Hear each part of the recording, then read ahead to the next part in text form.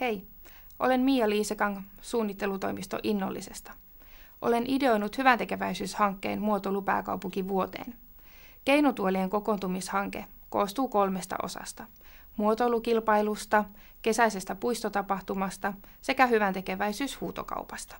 Ja keinutuoli siis liittyy kiinteänä osana näihin kaikkiin. Ja miksi keinutuoli? No siksi, että keinutuoli on osa suomalaisten kotien perinnettä sekä sympaattinen ja positiivisia mielikuvia herättävä huonekalu. Taidekeinuhuutokauppa on osa keinutuolien kokoontumisajoja. Suomen eturivin taiteilijat ovat tehneet teoksia keinutuolien pintoihin. Nämä keinutuolit huutokaupataan ja tuotto lahjoitetaan hyväntekeväisyyteen.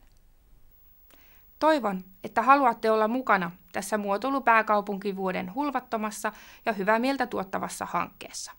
Käykää vierailemassa sivuillamme ja olkaa nopea, koska keinutuoleja on rajallinen määrä. Nyt haluan toivottaa omasta ja työryhmän puolesta oikein innollista työviikkoa ja kiittää ajastanne. Kiitos!